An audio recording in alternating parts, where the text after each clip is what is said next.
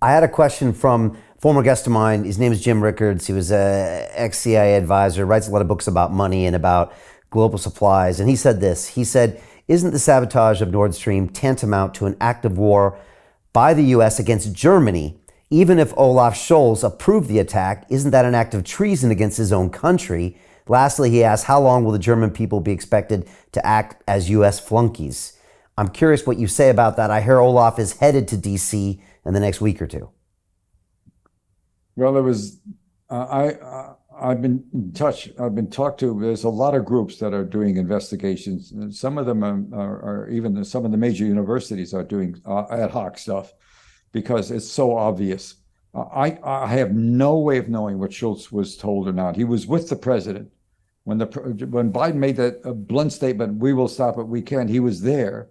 He then said something that I did not put in the article because what he said was, I support America and all that. I didn't want to suggest that he was saying he agreed with him about what was going on because I don't know. It's a question he's going to have to answer. I hear he's coming to Washington in maybe next week, like a good puppy dog. I don't know. They'll do the song and dance. Right. He'll deny any knowledge. The problem is that the White House is in the position of the only thing they can do to salvage something in this mess they've made is deny it. So they're never going to admit it. Right. It just won't happen. It'll be one of the great mysteries of the Western civilization. And how they anyway. And ultimately, it was probably a smart power move because they've shown their strength. And like you said, Biden's popularity has gone up. It's probably his only chance of winning an election is by doing this. Of course, 2 days ago, he shows up in Ukraine, in Kiev, next to Zelensky with his sunglasses on, walking around. I mean, it all seems to be going along the same lines of this is the way to get reelected. I'm curious what you think about that. Well, the thing I published today was about Lyndon Johnson and Norwegians working with us and Johnson lying to start the war. And when you, only a 4-minute speech, I actually have the whole speech. You could listen to it if you wanted to on the thing. There was a link to it. And I'm a Vietnam War junkie. I mean, once you start doing My Lai, I've been looking at things in Vietnam since then. I learned something 5 years ago that I didn't know. And I've been working with COVID slowed up everything. But I'll tell you, the number killed in Vietnam usually is put between 2 and 3 million, as if there's not much difference. I can't believe the implicit racism of that, but that's another thought. But the Johnson speech, he lied about everything. He claimed that the North Vietnamese did something they didn't do, and he claimed they were doing it all the time. When really, our SEALs have been working in there, going after radar stuff. We even had a couple of SEALs wounded in North Vietnam, and they managed to get to the coast where they were rescued. And by the way, and won the Medal of Honor in secrecy. I wrote about that today. The show mendacity usually can work when a president does it, but look what happened to us when Johnson gave that speech in 1954. You had 58,000 Americans killed, and you had 2 to 3 million Vietnamese. That's the number. We don't know the number killed. We know that many died. How many were directly from the war? Died because of being involved or in the area where the war was. Some died of old age, I'm sure, too, but not many. There are a lot of killing. And so when you look at it that way, you say to yourself, what are these guys doing? Wagging a finger in the face of a Chinese in public, provoking the Chinese, pushing hard. Putin 2 days ago announced he was going to put all of his nuclear subs on full alert. Wow. Yeah. Where are we going with this? What does he want? And what? Yeah. If he wants the election, I'm serious. What does he want out of this? What does Biden want out of this? Is that what you're asking? Yeah, he wants to get reelected. That's all. I think. It's just my opinion. I think that's all people in political power care about. I ran to be mayor of London a few years ago on a whim, and I got a small glimpse into that world. And that is the most important thing for anybody in that office. It's the next election, and they will do what it takes to get it. And they seem to be very myopic in order to make that happen. My name is Jim Rickards. I'm a former advisor to the CIA, Department of Defense, and the White House. In a moment, you'll have my own evidence that very few people have seen. You'll see how I believe 2 acts of democratic stupidity are about to combine into a storm that will change America forever. the American Energy Armageddon. In fact, due to specific circumstances created by the Armageddon, it's possible you could now win big while others lose. You see, there's a universal truth. In times of crisis, money moves. During the coming energy Armageddon, most Americans will face new hardships, but not all. A few will win and win big. You're about to see how the energy Armageddon could create a one-time opportunity to secure new substantial wealth. If you want in, keep watching. Right now, today, America is running out of gas, diesel, and oil. Our national fuel reserves are down 50% or more from where they should be. It's so urgent, major suppliers are calling it a code red emergency. We don't have the refining capacity to catch up, and we're shipping most of what we have to Europe to bail them out of Calamity Joe's Nordstream crisis. We're now facing catastrophic fuel shortages I predict will collapse our nation's energy grid. When it happens, every citizen will see firsthand the Dems' obsession with green energy is a scam. In fact, I'm going to show you my evidence that outs them as shameless hypocrites. That's not all. I predict this storm will bring about a new social order to our country.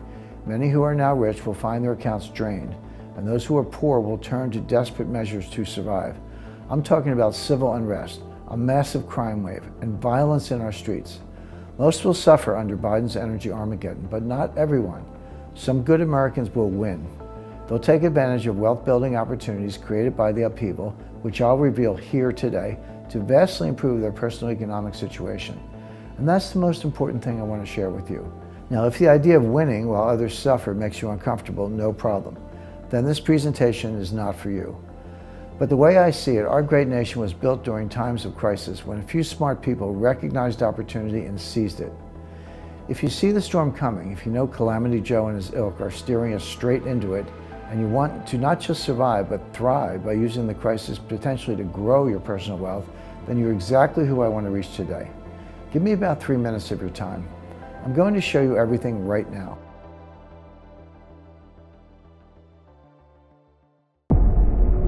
The greedy bankers are about to do it again. In 2008, they crashed our financial system and nearly bankrupted the entire global economy. Then they received trillions of dollars in government bailouts. And after, they demanded fat bonuses paid for by you, the taxpayer. It turns out the banks haven't just been screwing the American taxpayers, they're also screwing over their investors. Turns out the banking industry is the worst place you could put your money, despite enormous taxpayer bailouts. Now the bankers are back to take away your financial freedom. They lie and tell you that cryptocurrency isn't safe. They try to make it illegal for you to choose how to invest your hard-earned money.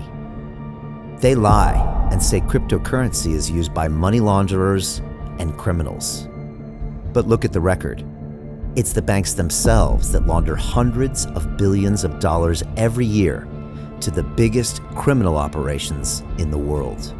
Leaked documents have revealed how some UK banks have helped criminals, money launderers and Russians under sanctions. American authorities discovered that the Sinaloa cartel moved $881 million through HSBC accounts as bank officials turned a blind eye to the illegality. The bankers lie and say cryptocurrency is not a real investment. Meanwhile, the smartest CEOs in the world are buying billions and billions of it. The truth is that banks lie about cryptocurrency because it makes them scared. The banks take $9 trillion per year of your hard-earned money, and they are worried that they will finally be exposed. They're scared because crypto means they can no longer control your money, which means they can no longer control you. They are scared because you might actually understand your money and intelligently decide what to do with it. Now is the time for us to come together, fight back, and take control.